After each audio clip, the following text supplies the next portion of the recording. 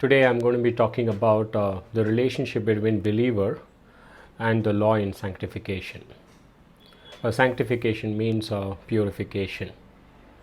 I think I used some hard words, so let me explain. When a person believes in Jesus Christ, his past, present, future sins are absolutely washed by the blood of Christ. And after that, he realizes that he still fails. So, how is he going to be sanctified? How is he going to walk with Jesus Christ? Is it under the rules and regulations? So that's what I'm going to be talking about. So the believer in his relationship with the law in sanctification. The best place to look at in the Bible is Romans chapter 7.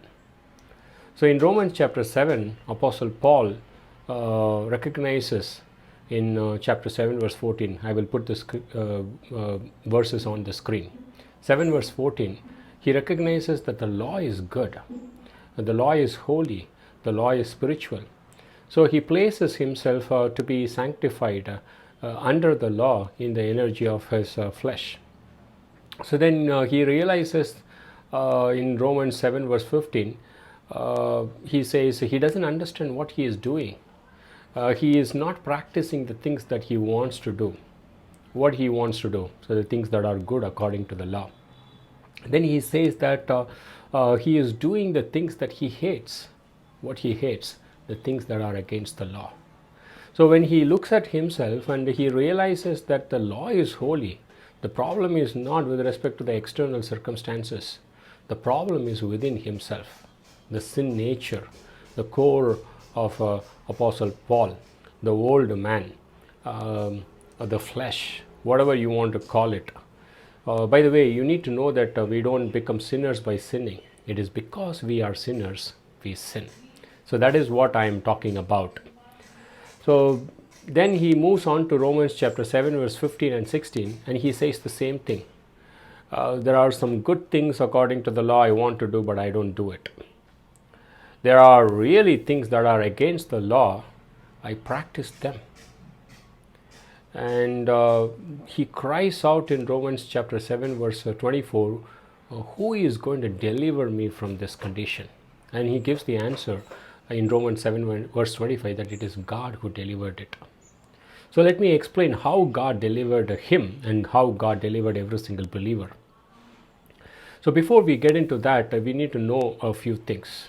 Point number one, the law has jurisdiction over a person as long as he lives. Romans 7 verse 1. So the law has no jurisdiction over a dead person, right? If a person is dead and he has murdered something, the case must be closed.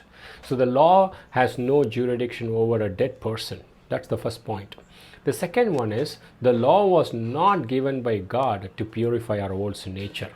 Our old sin nature is corely corrupt, and it cannot be transformed by the law. It cannot be transformed by sets of rules and regulations. God never intended law for the purification of the old sin nature. So the law could not do that. So what the law could not do, Romans 8 verse 3, God did it by sending his son, Jesus Christ, in the human form. And he made an atonement for sin, not for sins. Meaning to say, Christ was crucified by God the Father not only for our penalty of sins. When Christ was crucified, and God also crucified our old man, the old Adam, the flesh, along with Christ. So do you know that we were dead with Christ, and we were buried with Christ, and we were raised with Christ? All these things come into our account the moment I place my faith in Jesus Christ. Right? So when we were raised with Christ, you know what God did it, and God he put it in our account, the very obedience of Christ, the very righteousness of Christ, the very merits of Christ. Right? Let me summarize this. So we said that the law has no jurisdiction over a dead person. So when the law looks at our old man, the law looks at our flesh, right? Our old man is being crucified with Christ, and the law has no jurisdiction over the old man, the dead man, right? When it comes to the new man is full of the righteousness of Christ. So that is what Romans 8 verse 4, the requirement of the law is already fulfilled in the new man. So when the old man is under the law, So the old man is dead, and the new man under the law is the man whose requirement of the law is absolutely fulfilled. So this is what Apostle Paul says in Galatians 2:20. I have been crucified with Christ. It is no longer I that lives, but it is Christ that lives in me. Right? With this motivation we do it. So I'm not saying that we don't do spiritual things. I'm saying, how are we going to do it? What is our understanding? What does the Bible teach us? Right? In a nutshell, what I'm saying is, we do things because of who we are. We don't become someone by doing or by not doing. So let me say it one more time. We do things because of who we are. We don't become by what we do or what we don't. Right? So don't see yourself as a human doing in the old man. The old man is dead.